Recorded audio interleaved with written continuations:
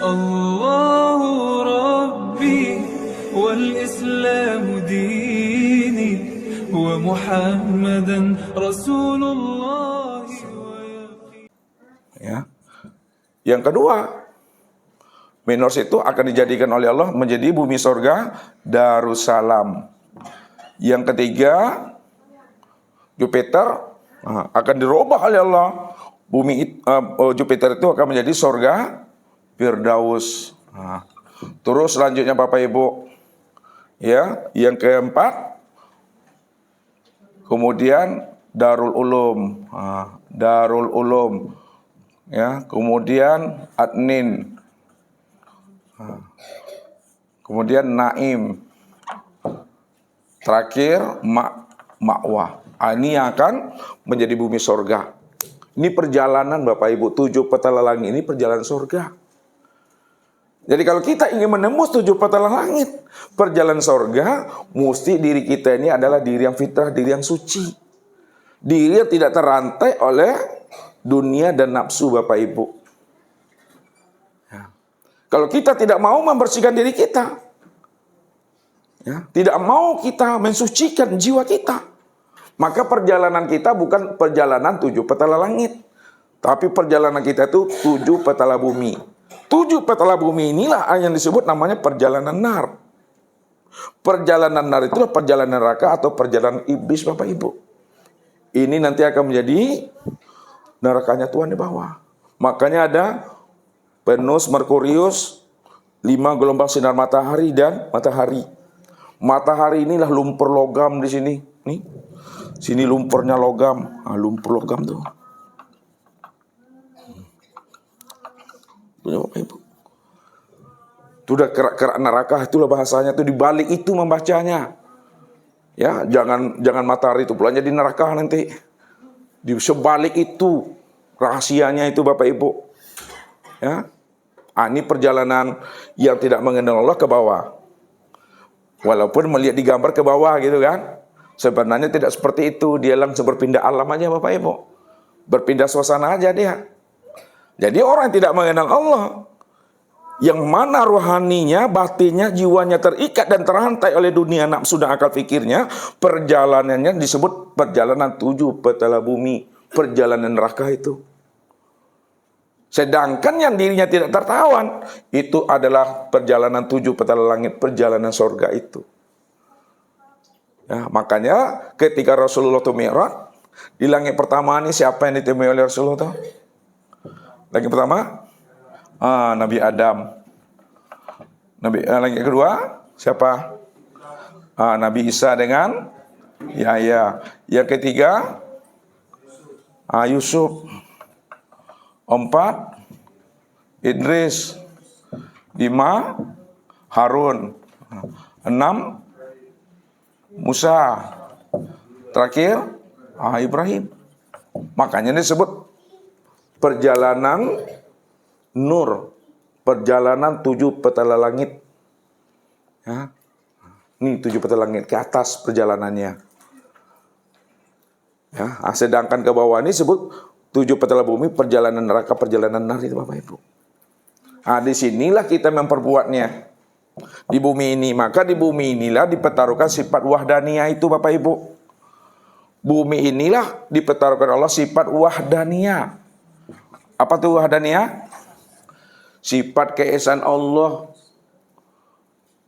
Di bumi inilah tempat kita mengenal Allah. Di bumi kita ini menjalankan kehidupan kita. Di bumi inilah kita akan mengalami namanya kematian.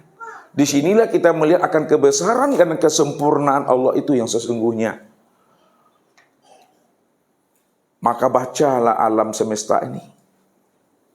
Sempurnanya pada diri. Ini yang dikiaskan oleh orang tua kita. Baca alam pada diri. Baca diri di dalam diri. Di dalam diri ada diri. Di dalam diri ada rahasia diri. Di dalam rahasia diri itulah akui wujud nyata pada dirimu, kata Allah. Baca diri ini. Makanya dikatakan 7 petala langit keluar diri, ini dia ke atas. Tapi 7 petala langit ke dalam diri yang mana sebenarnya? 7 petala langit pada diri ini, Itulah yang katakan sama, basar, kalam, ilmu, koda, iroda, dan hayat. Itulah yang disebut namanya langit tuh Bapak Ibu. Ya, jadi dikatakan 7 petal langit. Mana yang dikatakan langit itu? Yang dikatakan langit itu pada diri Bapak Ibu itu yang disebut namanya ruh. Ruh ini yang disebut langit. Kenapa ruh itu disebut langit? Karena ruh inilah nyatanya sifat Allah. Sifat Allah yang tuh dia. Sama, basar, kalam, ilmu, koda, iradat itu. Makanya yang mampu menemui Allah di langit itu adalah orang yang bermakrifat. Dia yang mampu menembus 7 petal langit itu. Ya, pada dirinya. Mana yang langit itu yang ruh? Mana yang ruh itu? Sama, basar, kalam. Siapa sama? Siapa si basar? Siapa si kalam? Ya Allah tuh Bapak Ibu. Maka siapa yang kenal, yang melihat dan mendengar itu adalah Allah. Dialah sebenarnya yang telah sampai kepada 7 petal langit itu yang sesungguhnya. Makanya langit itu maknanya apa? Langit itu maknanya tinggi. Siapa yang tinggi? Yang tinggi Allah. Kalaulah yang tinggi itu adalah Allah, maka yang sampai kepada Allah adalah orang yang berilmu tinggi. Orang yang berilmu tinggi, orang apa namanya? Orang yang tinggi apa namanya? Makrifat inilah Bapak Ibu. Jadi ilmu makrifat itulah ilmu yang tertinggi Bapak Ibu. Mengkajinya pada diri ini ya. 7 petala bumi di luar diri dan di dalam diri. Yang di dalam diri itu yang sebut namanya tubuh. Nah, yang bumi ini yang sebut namanya tubuh. Jadi pada diri kita tubuh ini yang sebut namanya bumi. Sedangkan yang katakan langit pada diri Bapak Ibu yang mana tadi? Ruh. Sekarang ruh itu ya Bapak Ibu udah kenal. Itu sifat Allah yang 7. Nah, sekarang bumi. Pada diri Bapak Ibu itu tubuh. Nah, sekarang 7 petal bumi yang mana pada tubuh? Ini disebut namanya kulit daging, bulu kulit ya, bulu kulit, darah daging, apalagi urat tulang, otak sendi atau sumsum. Nih. Ini yang disebut namanya 7 petala bumi. Bulu kulit, darah daging, urat tulang, otak, sumsum, urat sendi. Itu dia. Ini yang mesti kita pahami pada diri kita. Jadi kalau kita telah mampu mengenali akan rahasia diri kita, rupanya 7 petala langit dan 7 petala bumi itu tiada lain sempurna pada diri kita. Maka disitulah kita bisa mampu mengenal akan Allah itu. Mampu kita memulangkan diri kepada Allah. Rupanya tubuh jasmani kita ini itulah yang disebut namanya asalnya dari Baitul Ma'mur. Itu dia. Lalu Baitul Ma'mur itu di mana Bapak Ibu? Ini lihat. Jangan Baitul Ma'murnya di atas berjarak. Orang yang telah mengenali akan hakikat rahasia dirinya, yaitu tubuh. Ketika tubuhnya sudah disebut namanya insani, maka yang insani itulah yang dikatakan Baitul Ma'mur itu dah. Dan kembali itu Bapak Ibu. Jadi kalau tubuh Bapak Ibu sudah paham Bapak Ibu, diri Bapak Ibu itu sudah bersih, sudah suci, sudah disebut namanya insani, maka insani itulah sebenarnya yang disebut namanya alam Baitul Ma'mur pada diri sendiri. Begitu juga hati itu. Jangan dipandang roh-roh itu di luar diri. Ketika hati Bapak Ibu telah bersih, hati Bapak Ibu sudah suci, maka kesucian hati Bapak Ibu itu yang disebut namanya alam roh-roh itu. Ini alam roh-rohnya.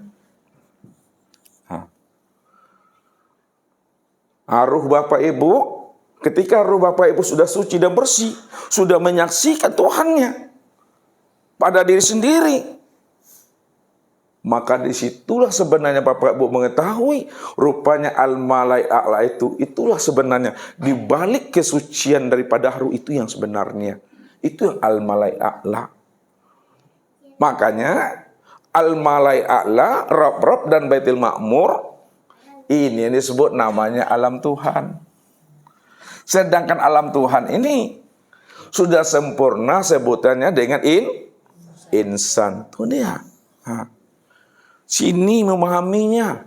Bukan keluar diri Bapak Ibu, tapi pada diri. Kalau Bapak Ibu menemui Tuhan keluar diri, mencari Tuhan keluar diri, lalu ingin masuk ke alam keluar diri, ya salah Bapak Ibu. Mencari Tuhan, menemui Tuhan itu pada diri. Kembali kepada alamnya, ya pada diri. Karena alam ini berada di dalam diri Tuhan. 3 alam ini, Rob, Malai A'la, Baitul Ma'mur, ini alam Tuhan. Alam Tuhan itu sudah nyata, rupa dan wujudnya disebut namanya insan. Makanya Allah katakan inna rabbaka. Nah, ini inna rabbaka ahata binnas. Nah, sesungguhnya Rabbmu itu sudah meliputi akan dirinya manusia ini. Aku ini dah wujud, aku ini dah nyata pada dirimu, kata Allah. Maka siapa yang mengenal dirinya? Aku inilah sebenarnya yang nyata pada dirinya. Maka Baitul Ma'mur itu ada pada dirinya. Itulah yang disebut namanya tubuh insani. Rob itu juga ada pada dirinya. Itu yang disebut namanya hati ruhani. Al-Malai A'la itu juga ada pada dirinya. Al-Malai A'la itu disebut namanya ruh nurani itu Bapak Ibu. Sini pulang dan kembali kita itu. Tinggal kita melihat prosesnya lagi. Maukah kita di bumi ini mencari, berusaha menemui Tuhan itu? Atau tidak? Kalau tidak, maka kitalah orang yang tersesat itu. Ya. Maka sebelum datangnya ajal, kata Ustaz, sebelum datangnya kematian, sebelum terjadinya kiamat kubro dan kiamat sugro. Kalau kiamat kubro Bapak Ibu nggak akan pernah jumpa itu, termasuk Ustaz. Tapi kiamat sugro itu sebelum terjadi pada diri kita, temui Allah itu sebelum terjadinya kiamat sugro. Apa kiamat sugro itu? Kematian itu kiamat sugro tuh. Berpisahnya ruh dari cangkangnya kiamat sugro tuh. Sebelum itu Bapak Ibu, sebelum ruh melepaskan cangkangnya, kenalilah dirimu sehingga kamu kenal dengan Tuhanmu. Siapa dirimu itu? Di sinilah dikatakan man arafa nafsahu faqad arafa rabb. Siapa yang kenal dirinya pasti dia kenal Tuhannya. Siapa dirinya? Diri Bapak Ibu itu yang diri Tuhan. Siapa yang kenal dirinya bahwa dirinya diri Tuhan, faqad arafa, maka sungguh dia kenal dengan Tuhan. Kenapa? Karena dirinya itu yang diri Tuhan itu. Diri Bapak Ibu ini yang diri Tuhan itu. Maka siapa yang kenal dirinya pasti dia kenal Tuhan. Karena Tuhan itulah benar-benar yang menjadi sejati dirinya. Tuhan itulah sebenar-benarnya menjadi amal dirinya. Kalau bahasa maknanya, bahwa diri kamu itu adalah dirinya aku.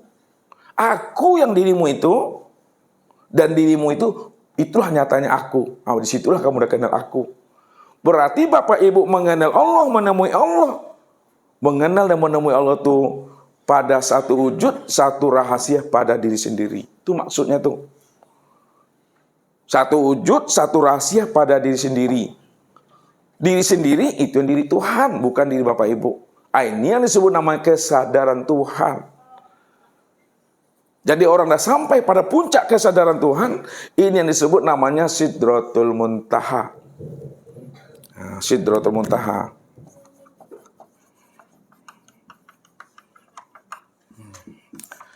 Sidrat itu kesadaran, muntaha itu penghabisan, puncak penghabisan. Ya. Puncak penghabisan itu adalah Allah aja lagi di situ. Nggak ada lagi itu Bapak Ibu. Ada sempurna tuh Bapak Ibu memahaminya. Ini kita memahami ya. Zat Allah yang tidak hingga, zat Allah yang tidak terbatas itu pada alam semesta.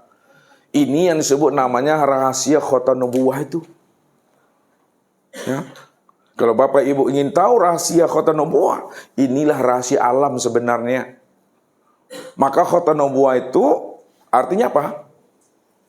Khotam nubuwah artinya? Cap kenabian atau stempel kenabian. Ya, sini di antara dua belikat nih. Apa bunyinya Bapak Ibu? Apa Pak bunyinya? Muhammadan abduhu wa rasuluhu tawajahahu haitsu Coba bantu Pak Haji Zainuddin.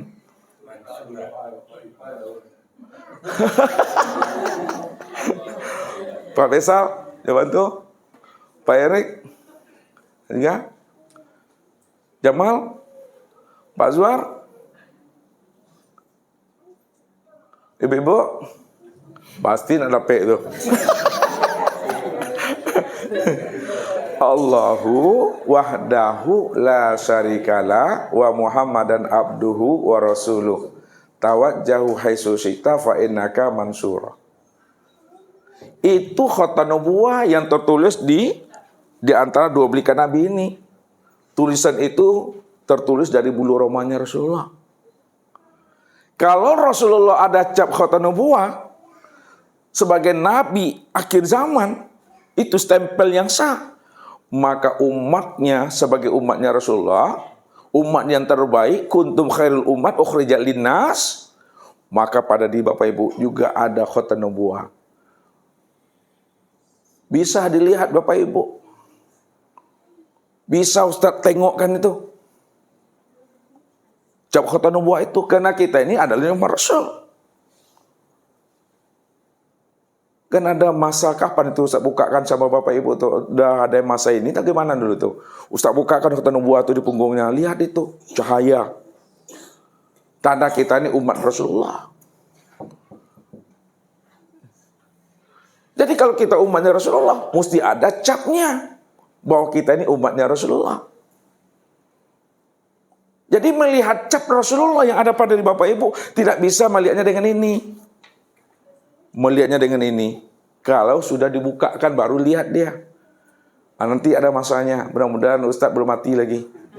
Ya. Iya, apakah nanti di bulan Desember nanti di Tafakur Alam Ustaz bukakan? Ya. Atau sebelumnya itu. Atau di waktu milad nanti. Yang penting guru jadi pas susah itu aja dulu. Sami'na wa ta'na. Ustaz janji. Karena Ustaz dah berkalam. Kalau Ustaz berkalam, wajib Ustaz bukakan itu. Supaya nanti Ustaz jangan dibilang bohong. Ya.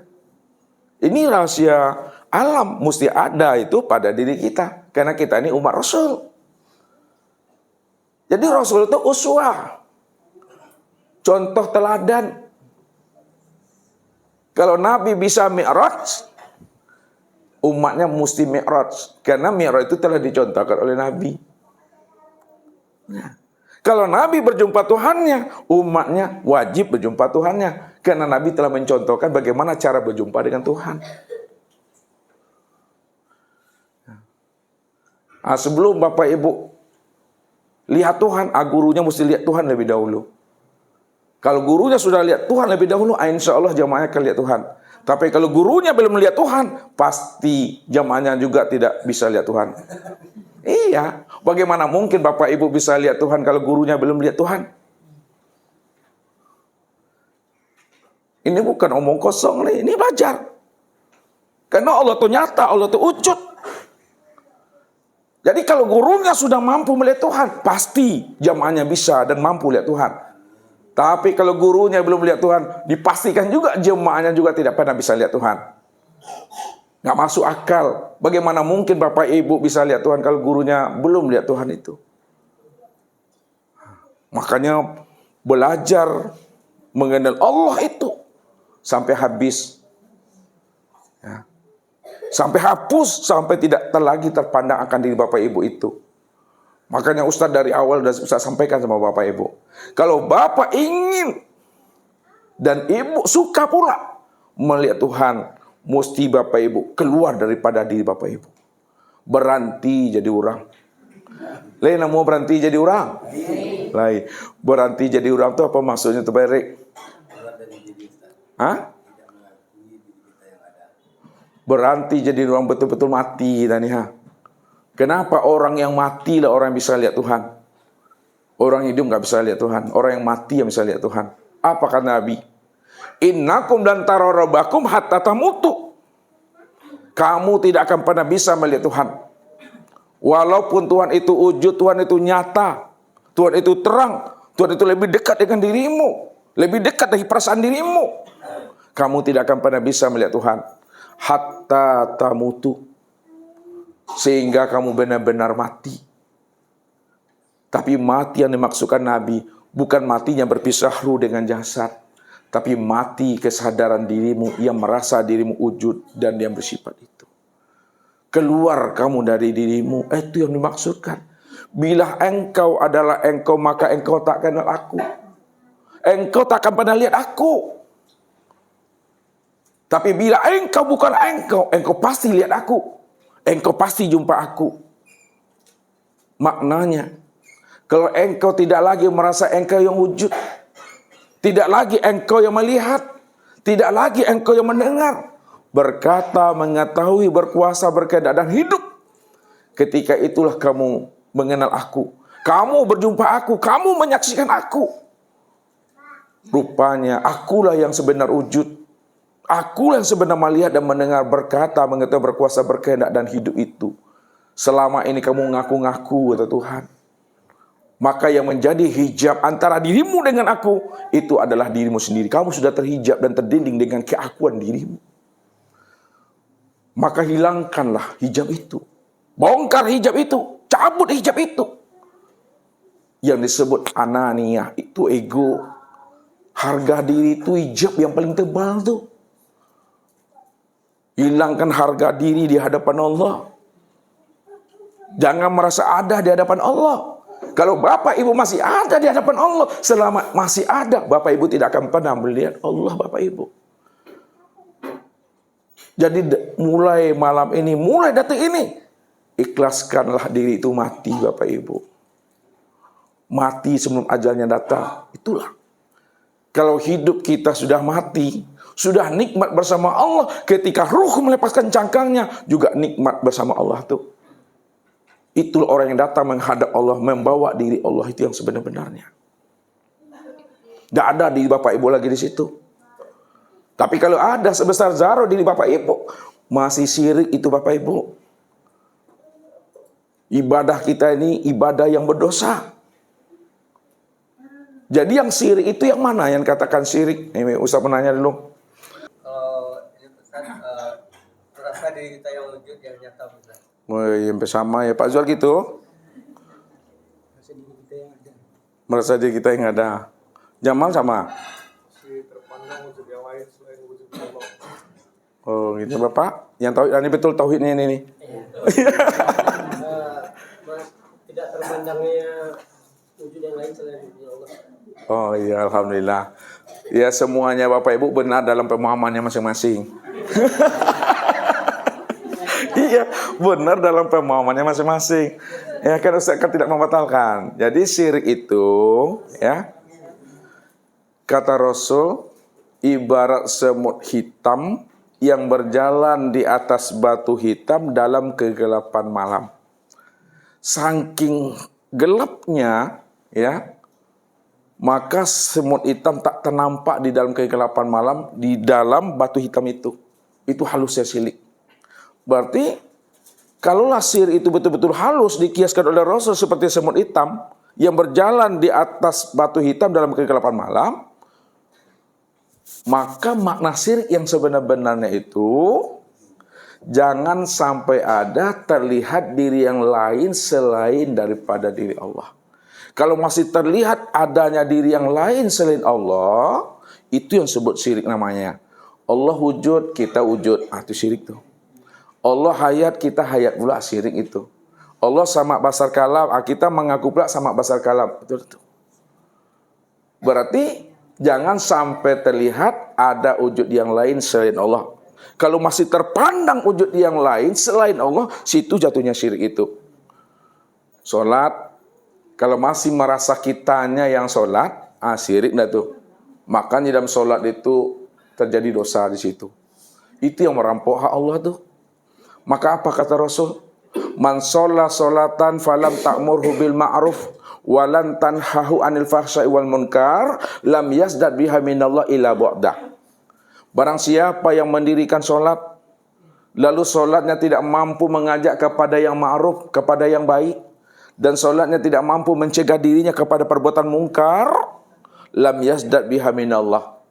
Bukan bertambah dekat dia dengan Tuhan, illa bu'adah, melainkan bertambah jauh. Di mana dia itu sholat, tapi sholatnya tidak mampu mencegah perbuatan keji dan mungkar? Pada saat dia sholat, dia yang merasa dirinya yang berdiri. Dia merasa dirinya yang ruku, i'tidal dan sujud serta duduk. Itulah orang yang merampok hak Allah, belum mencegah perbuatan keji dan mungkar di situ. Makanya pahamilah, berdiri tegak betul. Yang berdiri ini yang berdiri tegak betul itu bukan dia lagi, itu kesadaran Tuhan, aku yang berdiri dengan sendirinya. Qiyamuhu bi nafsi itu.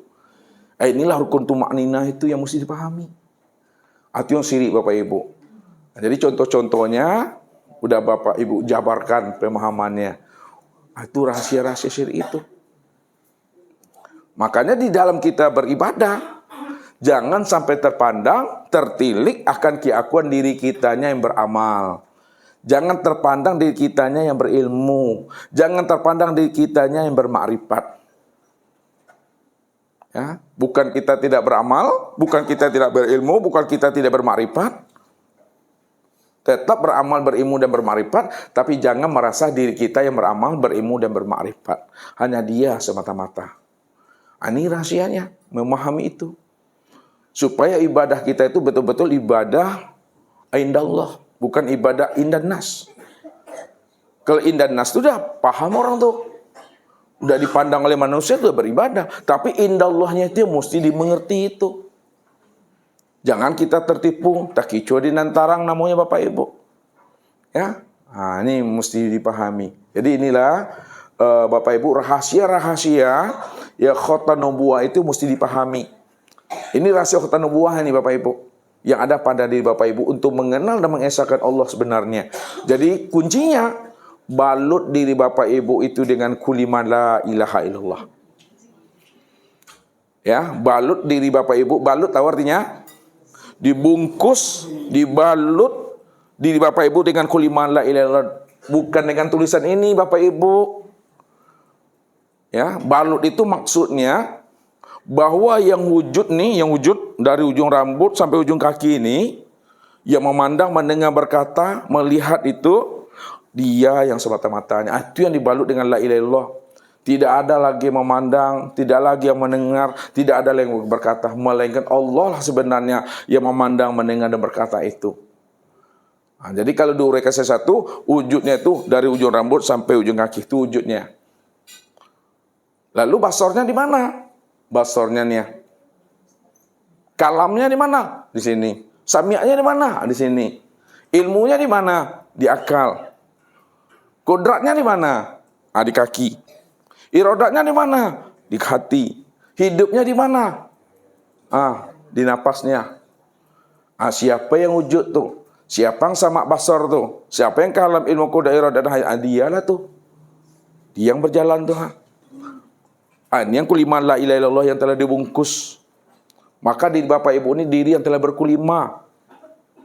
Ya, diri yang telah berkelima itu maksudnya diri yang telah mengenal dan menyaksikan Allah yang wujud dan nyata pada diri sendiri. Diri sendiri inilah kesempurnaan nyatanya akan diri Allah itu. Tapi jangan mengaku Allah. Jangan pula ingin jadi Allah. Kita belajar menyatakan Allah itu tiada lain diri ini. Bukan kita mengaku dan menjadi Tuhan. Tapi untuk mengenal dan memahami kita tidak pernah ada yang ada hanya Allah. Jadi semuanya kajian-kajian kita dari awal Bapak Ibu mendengar Ustadz membuka kaji, semuanya yang usah antarkan itu untuk mengesahkan Allah sebenarnya. Bukan ingin menyuruh Bapak Ibu jadi Allah. Ya, untuk mengesahkan Allah, Allah sajalah yang esa, satu-satunya kita nggak pernah ada. Nah, Kalau kita sudah mampu mengesahkan Allah, bahwa kita tidak ada yang ada hanya Allah, maka jangan diesa-esakan juga Allah itu lagi, karena Allah itu sudah esa juga. Ya, kalau masih mengesahkan berarti belum mengesahkan Bapak Ibu lagi, masih ada di Bapak Ibu di situ. Jadi kalau sudah Allah, tidak ada lagi bahasa mengesahkan, karena Allah itu sudah esa, Allah itu sudah tunggal, Allah itu sudah ahad. Namun tidak semua orang mampu mengesahkan Allah, maka perlu ilmu. Nah, di ilmu itu turunnya di hakikat yang sifat duduknya. Ini rahasianya. Maka dikatakan Allah itu sifat namun tiada bersifat. Dia bersifat karena kita ingin menerangkan akan rahasia Tuhan.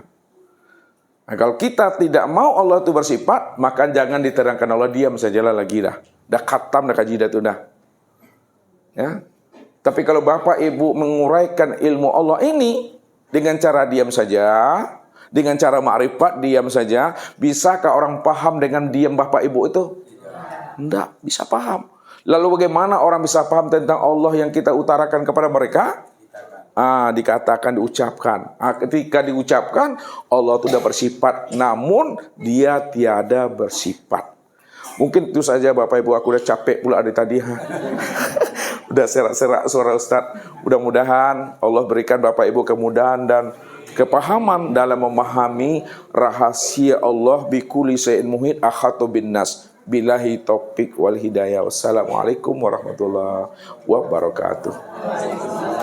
Allahu Rabbi wal Islamu dini wa Muhammadan Rasulullah.